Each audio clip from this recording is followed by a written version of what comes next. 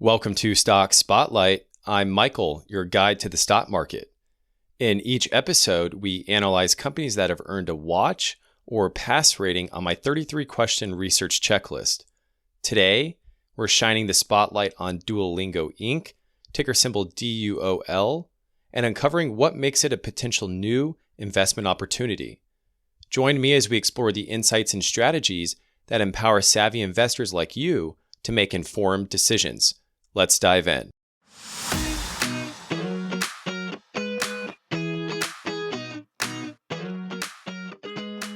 First, we will review my investment checklist and database. My 33-question checklist evaluates companies across 9 categories, including fundamentals, management quality, industry position, momentum, historical and future growth, capital allocation, capital structure, and valuation. By doing so, we aim to gain a holistic understanding of a company's strengths, weaknesses, and potential as an investment opportunity. To date, we have screened 208 companies across 9 sectors and 67 industries, with a mean quality score of 59% and a standard deviation of 15%. The top quartile benchmark is at 70%. 26 companies have passed, 59% have earned a watch, and 15% failed the checklist. In terms of company size distribution, 82% of companies analyzed are large caps, which I've classified as $10 billion or more in market cap, 17% mid caps, which is $2 to $10 billion, and 1% small caps, which is $250 million to $2 billion. There is also broad sector distribution, with no sector at more than 20%. Consumer discretionary is the highest at 19%, and communication services is the lowest at 4% analyzed. For Duolingo's overall stock evaluation, they were scored in November 24, and most data used for this episode is as of Q4 24. They earned a quality score of 72%, which was the 80th percentile overall and the 79th in their sector. This is a pass rating. I'll now discuss Duolingo's business and industry. Their ticker symbol is DUOL, and they are in the education industry within the consumer discretionary sector. Their market cap was $14.2 billion as of February 28th, which is the day after Q4 24 earnings, and this kind of puts them in the mid-large cap range. Duolingo was founded in 2011 by Luis von Ahn and Severin Hacker, with the mission to make education accessible to all. The app launched in 2012 and quickly became the most popular way to learn a language, amassing millions of users worldwide. Duolingo then went public in July of 2021 and now has over 100 languages today. Its value proposition is centered on making learning accessible and engaging. Their lessons are interactive and fun, and AI-driven algorithms adapt lesson difficulty and content to each learner's pace and needs. Gamification elements like points, streaks, and crowns keep learners engaged and motivated over time. Beyond the free app, there are 2 premium plans for consumers, Super and Max. Both level up your skills, but Max brings AI to the table. Super is a premium subscription that removes ads, offers unlimited retries, and provides personalized practice. Max is an advanced subscription incorporating AI features like roleplay and explain my answer to enhance learning with interactive conversations and detailed explanations. As of early 2025, Super starts at $6.99 a month in the US when billed annually. Max is around $30 per month on an annual plan. There are also family plans available, and Duolingo offers even additional services such as Duolingo ABC, which is a free app focused on teaching young children early reading skills, Duolingo English Test, which is an online English proficiency test accepted by thousands of programs worldwide. One test is around $70, and 2 tests are around $60 per test. They also have Duolingo for Schools, which is a free web-based tool for teachers with classroom progress tracking and content assignment features. In terms of their main business segment, subscriptions is what really drives the business at $608 million in revenue as of fiscal 24, which is plus 50% year over year and 81% of total revenue. 9.5% of users are paid subscribers as of Q4 24, and I posted this on X, but it'd be very interesting to see what their long-term ceiling is here. Is it 20%? Is it 20%, 30%, maybe even higher? And then their second business segment is advertising, which was $55 million in fiscal 24. This was a 10% increase year over year and accounts for around 7% of total revenue. They also have the Duolingo English test, as I mentioned previously. This was $46 million in fiscal 24, which is an 11% increase year over year and accounts for around 6% of total revenue. Their smallest segment is in-app purchases, which was $39 million in fiscal 24, 11% increase year over year and 5% of total revenue. Ultimately, Duolingo services would be considered discretionary, as language learning is often pursued for personal development, travel, or professional growth, rather than out of necessity. However, for consumers seeking language proficiency for academic or immigration purposes, their English test can be essential. I like that they provide value in both areas. In terms of business geographies, they used to break out the United Kingdom, but did not in their 2024 10K.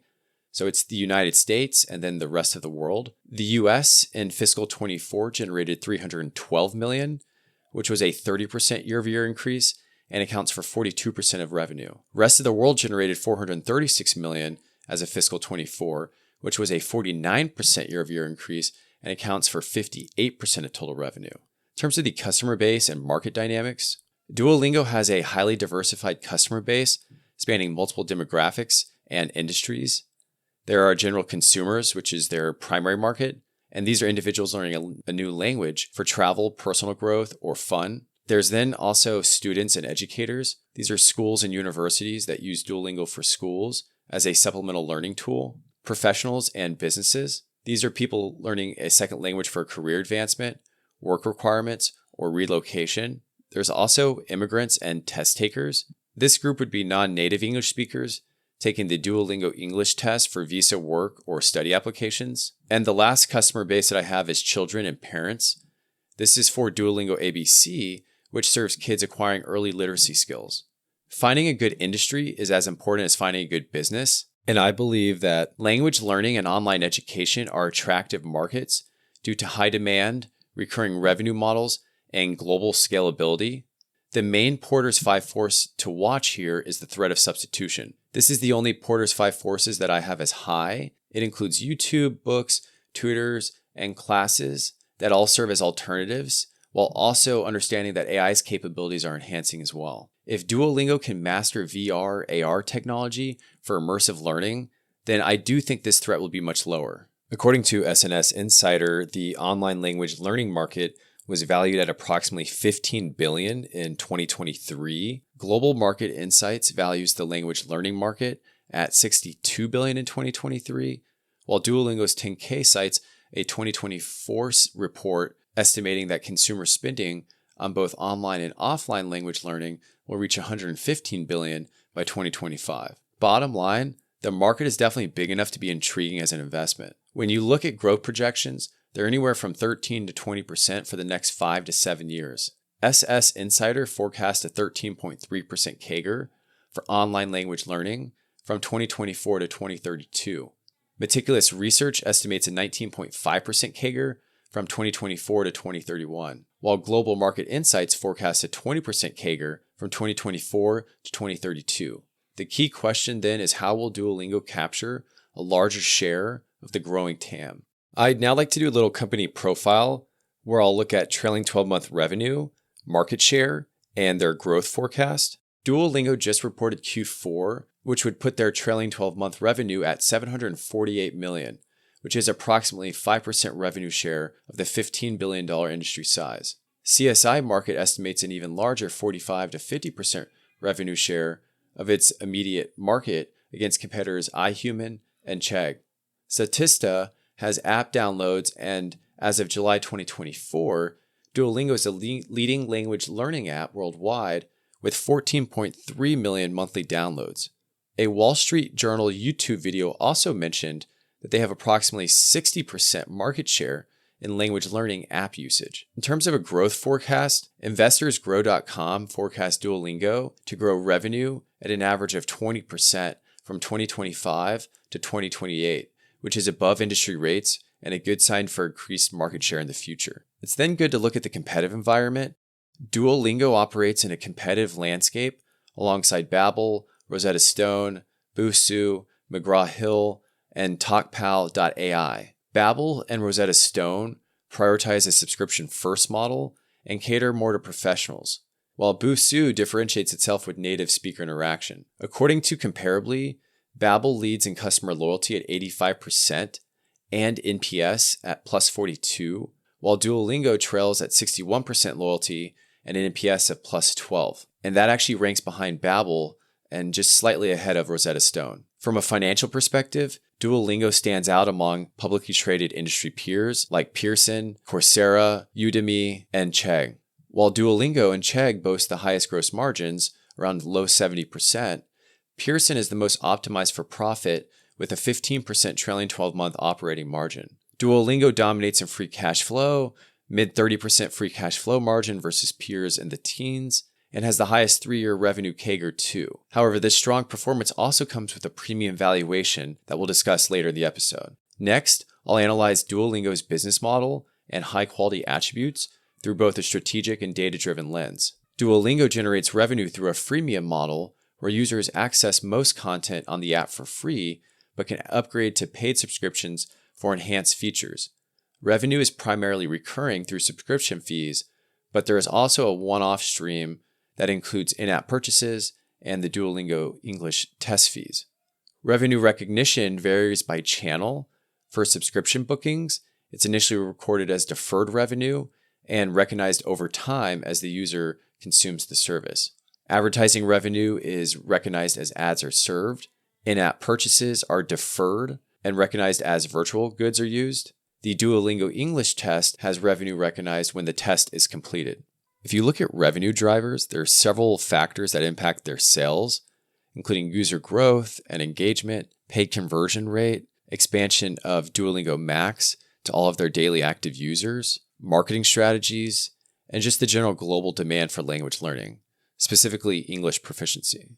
Their annual report notes that there is seasonality in the business too, with both user growth and monetization highest in Q1 and Q4. Looking at their marketing, Duolingo has a marketing strategy that is social first, and this approach leverages viral content, humor, and cultural relevance through brand campaigns that drive awareness and engagement. One example is the February 25 challenge to bring the owl back from the dead. Their initial post got 100 million plus views. They also do owned media marketing, where they send personalized progress reports and motivational messages to users to increase retention. In one of their recent shareholder letters, management mentioned that more than half of their top funnel growth has come from returning users, which they credit to their social-first marketing strategy. It's also worth noting that management forecast S&M to decrease as a percentage of revenue over time, which is good to see. Looking at pricing power, I rate Duolingo as having moderate pricing power.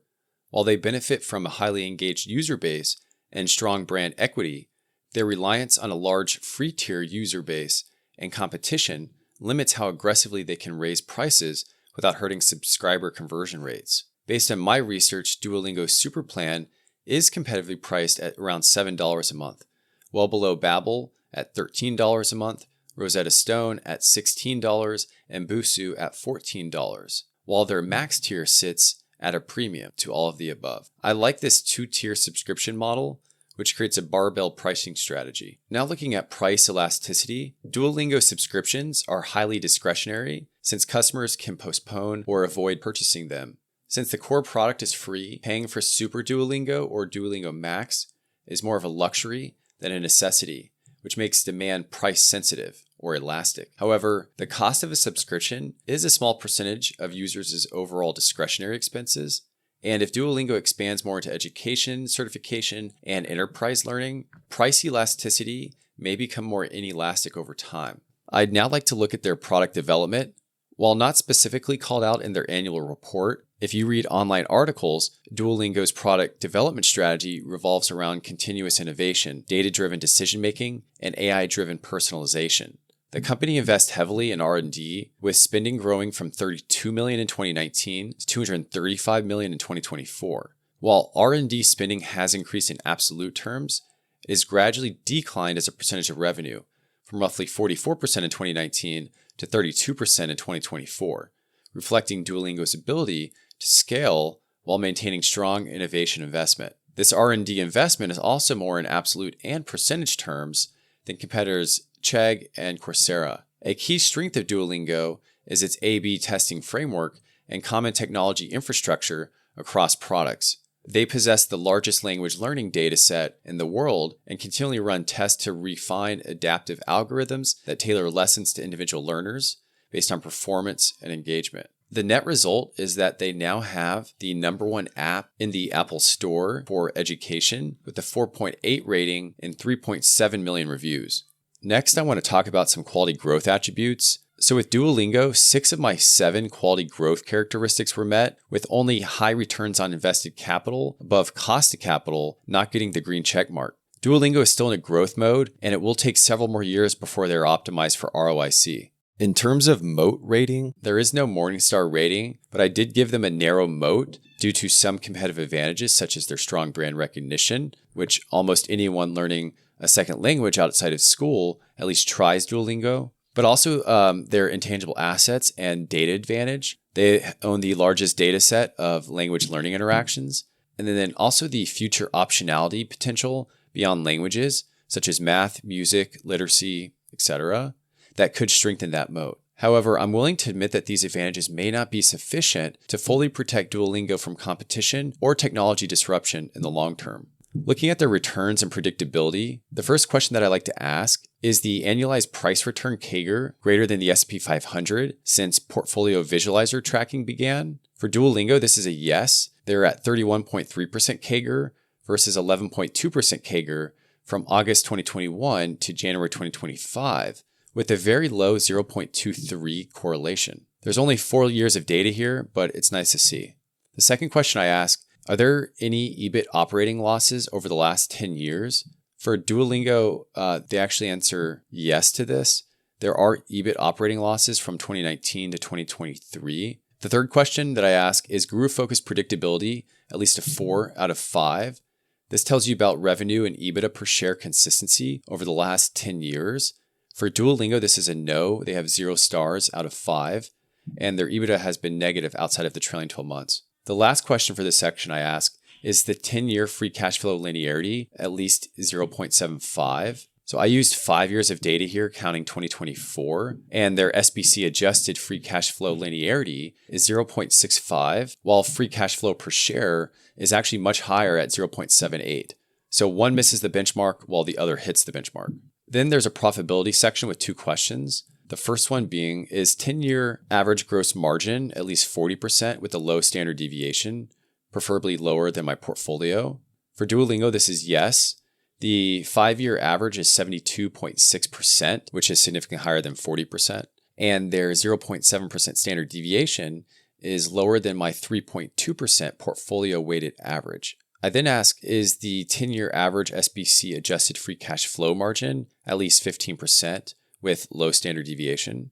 For Duolingo here, unlike the last question, this is a no. They're at 1.4% during that same time period with a 13.5% standard deviation. It's worth calling out that 2024 did have a much improved SBC adjusted free cash flow margin of 22%. We'll then move on to the growth section. The first question that I ask, is 10-year revenue CAGR at least 5%? For Duolingo, the answer is yes. The 2019 to 2024 CAGR is 60.3%. I then ask, is the 10-year free cash flow per share CAGR at least 10%? For Duolingo and the 2020 to 2024 time periods, this is a yes, as their CAGR is 50.6%. It's worth noting that 2019 was negative, so you can't do a CAGR calculation for that year. The third question that I ask in the growth section is 10-year average free cash flow conversion at least 75%? For Duolingo, this is yes. The 2020 to 2024 average is 193%, but there has been significant variability in that conversion, with the last 2 years positive. The last quality growth characteristic that I like to look at is value creation, and there's 3 questions. 1, is the 10-year average ROIC at least 20% and higher than its 2024 industry average? For Duolingo, this is no. They only have data beginning in 2020, and the 2020 to 2023 combined ROIC average is negative 5.5%. This compares to the 2024 NYU database education industry average of 11.9%. So it'll be a few years before you see this get to where you want it to be. The second question that I ask is ROIC trending up if low or holding steady if already high? For Duolingo, this is yes. ROIC is trending up and finally turned positive for both stock analysis and QuickFS in 2024. The third question that I ask is ROIC consistently greater than the WACC or cost of capital? For Duolingo, this is their second no in the section, as the combined ROIC minus WACC spread was negative from 2020 to 2023, and I'm still waiting on the 2024 WACC. We'll now dive into a high-level overview of Duolingo's 3 financial statements. First, the income statement. I like to start off the income statement by looking at revenue. And for Duolingo, we've seen exponential growth over the last 5 years with 40% plus growth rates each year. And the next 3 years, analysts still forecast revenue to grow at least 25% each year. I then like to look at margins. Duolingo has high gross margins in the low 70%, and 2024 was the first year they had positive operating and net income margins at 8.4% and 11.8% respectively, with free cash flow margins over 25% the last 2 years. They also scored in the top quartile of my database for net income per employee within the consumer discretionary sector, showcasing their profitability potential. I then like to look at COGS. Third-party payment processing fees charged by various distribution channels such as Apple Store and Google Play accounts for most of their COGS. And COGS also includes hosting fees at cloud platforms like AWS or Google Cloud. If payment processing fees or hosting fees increase in the future, then you will see that negatively impact Duolingo's gross margins. Duolingo's operating expenses are primarily driven by R&D, sales and marketing, and general administration, where personnel costs, including salaries and stock-based compensation, make up the biggest share. In 2024, Duolingo's revenue grew 41%, while operating expenses rose 20%, showing improved scalability. I really like the transparency that Duolingo shows with how operating expenses are separated out. R&D is the largest expense, and it has slightly decreased as a percentage of gross profit over time, from 46% in 2020 to 43% in 2024. Sales and marketing includes brand advertising, digital campaigns, and events, with the percentage of gross profit declining over the last 5 years as well, from 38% in 2020 to 29% in 2024. G&A covers corporate functions and was at 29% as of fiscal 24. I then like to usually look at interest coverage, but there's no debt to talk about here outside of operating leases, so that's a good sign. We'll then look at the balance sheet. I start with the top assets and liabilities. Duolingo's top asset is cash, which has increased as a percentage of total assets over time from 63% in 2019 to around 80% now. We want to see this being reinvested back in the business to R&D, which does seem to be what's happening.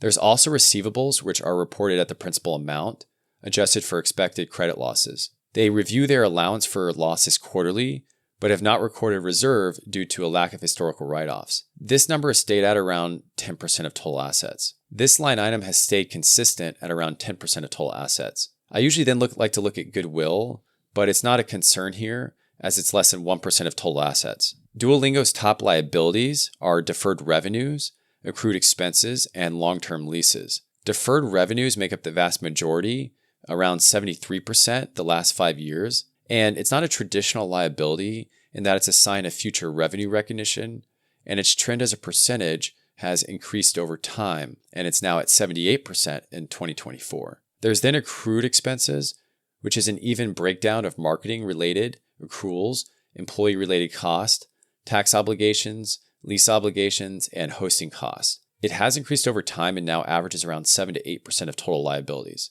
Lastly, there's long-term leases, which has decreased as a percentage of total liabilities over time to 12% now in 2024. I then use the balance sheet to learn about their financial stability. The first metric that helps me do this is debt to equity.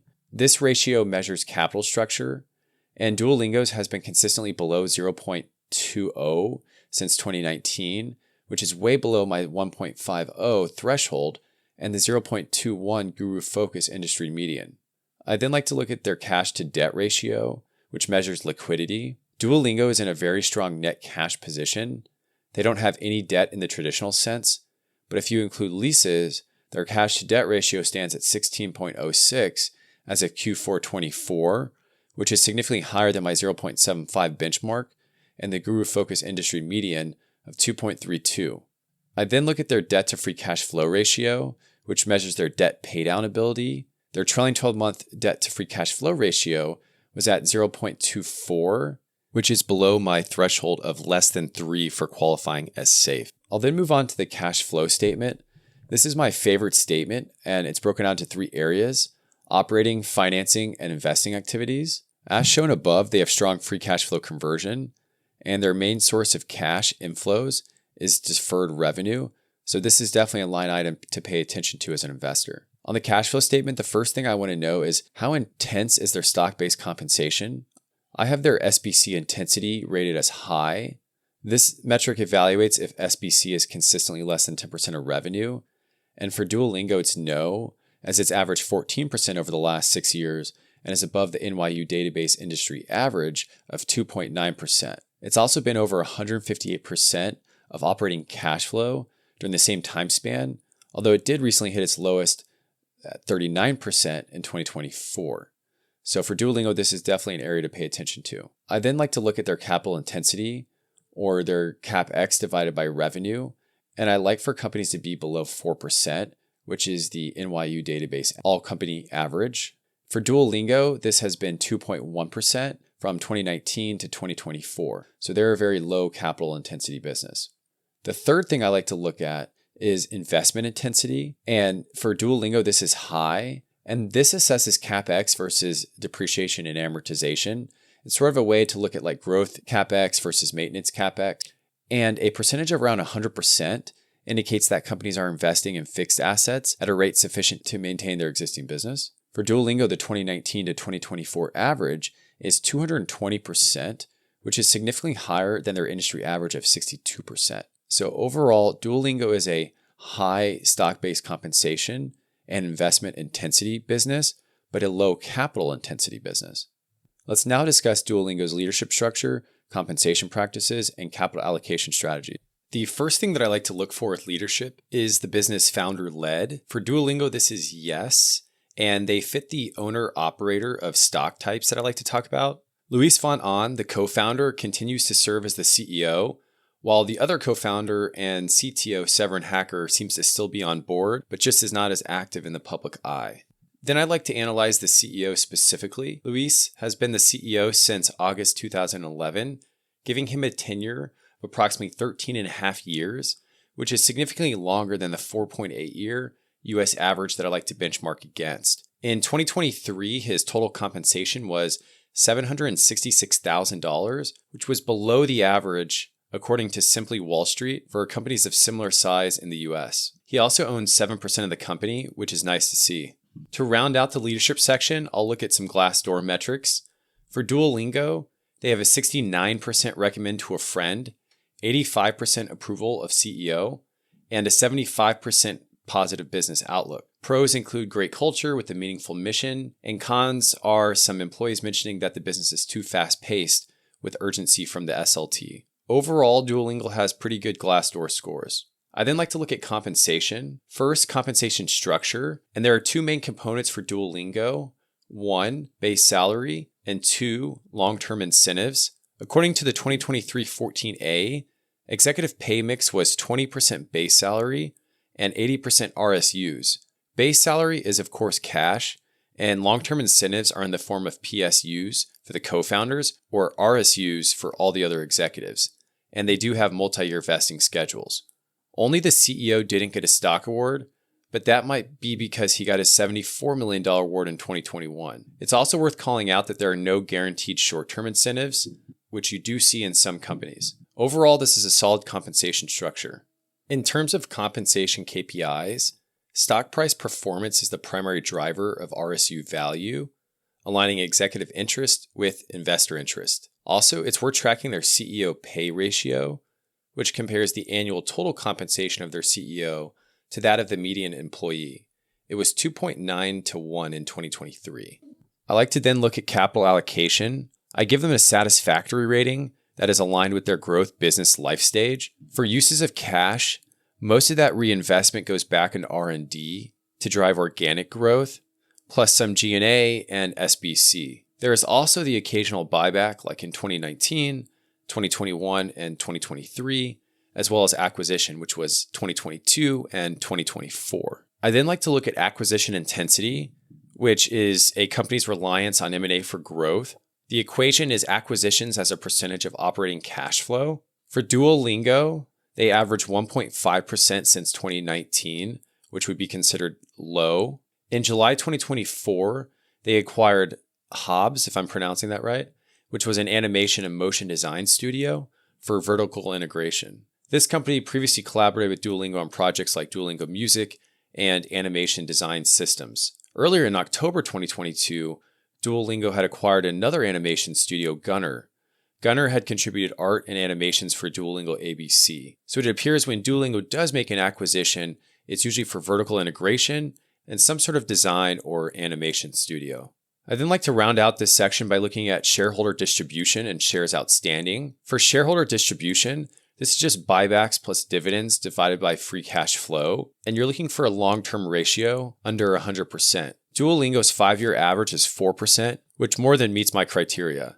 Duolingo is in growth mode, so they don't pay a dividend and will not for the foreseeable future. It will be interesting to see if we get more buybacks in the future if the stock price compresses with such a high multiple and growth expectations. Diluted shares outstanding have increased by 115% over the last 3 years, and then 5% year over year as of 2024. I think we should see this continue in the future, but hopefully this past year's smaller increase is more representative of the future than the 115% 3-year average. I'd now like to briefly discuss Duolingo's ownership structure. Ideally, I want high insider and institutional ownership. Using simply Wall Street, I have Duolingo's insider ownership at 15%, which is above my 10% benchmark. Simply Wall Street also has their institutional ownership at 78%, which is just above my 75% benchmark. So it appears that Duolingo does have a really nice ownership structure. I will now evaluate Duolingo's key growth areas and risk factors. Each element will be scored on 2 dimensions: the likelihood of occurrence and its potential impact on the business. The first growth area that I've outlined is further expansion to new learning verticals. I have this as high likelihood and high impact. Duolingo's platform is adaptable to many types of learning, not just languages. They expand into math and music in October 23 and could expand to learn almost anything, which would significantly broaden their user base over time. I have this as high likelihood since they've already proven capable of doing this with math and music. The second growth area is that they can convert more users to Duolingo Max. I have this as moderate likelihood and high impact. The full rollout of Duolingo Max will bring premium features to a broader audience, offering more personalized learning tools powered by AI. This aligns with their goal to make Super Duolingo valuable to more learners. Duolingo Max is also the most expensive subscription, so converting more users would increase revenue per user. The Duolingo ABC app also holds potential for monetization, especially in early childhood education, as I don't believe they've done anything here.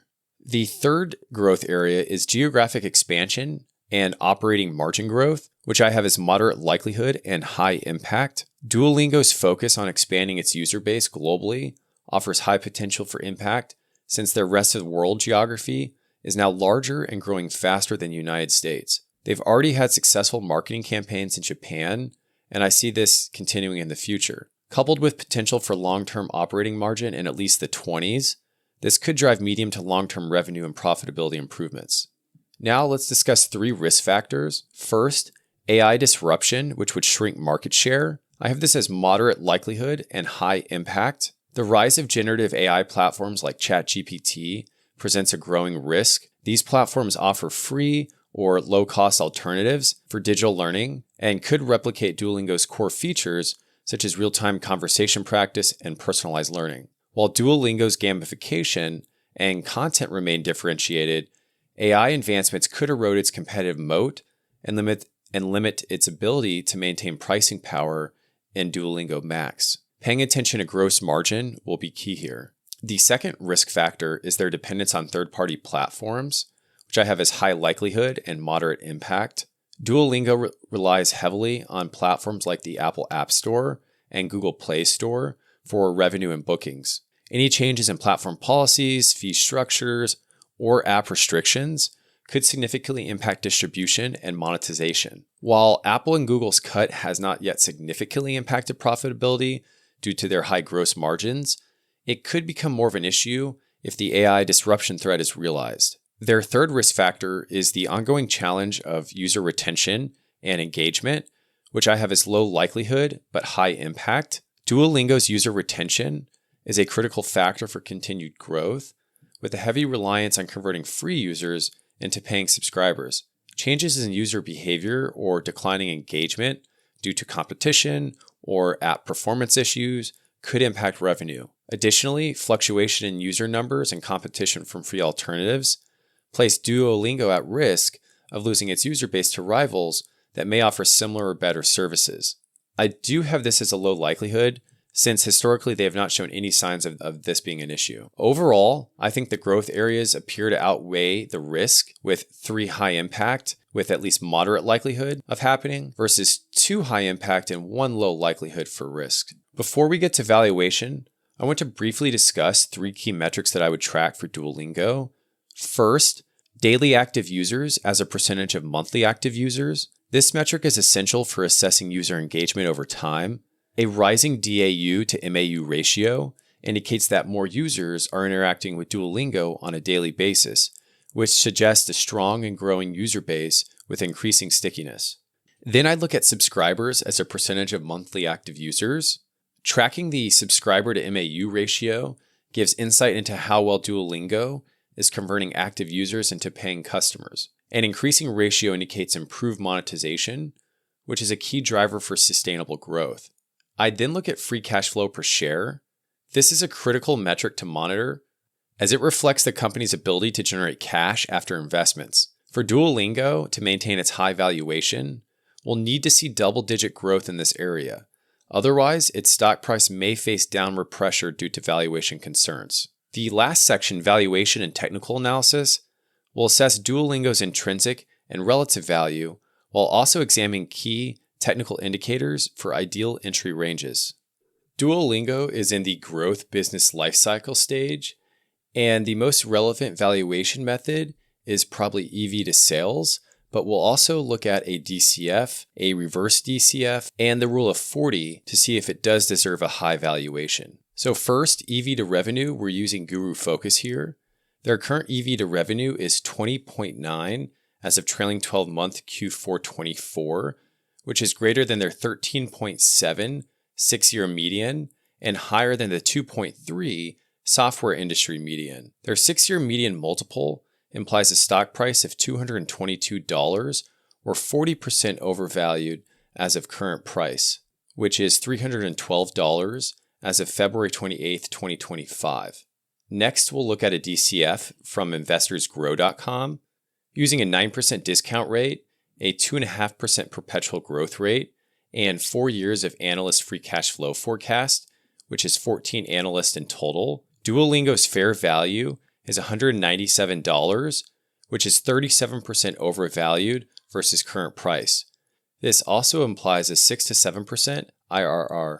We'll then look at a reverse DCF from my spreadsheet. Duolingo needs free cash flow per share to grow between 17 to 25% per year for the next 10 years to justify its current price. This range depends on whether you use trailing 12-month free cash flow per share or a 5-year average. And I also used a 9% discount rate and a 20 price to free cash flow terminal multiple, which is slightly higher than the historical average for all stocks. They've grown free cash flow per share at over 100% the last 3 years, so it's definitely possible for them to do 17 to 25%, although it is still a little high.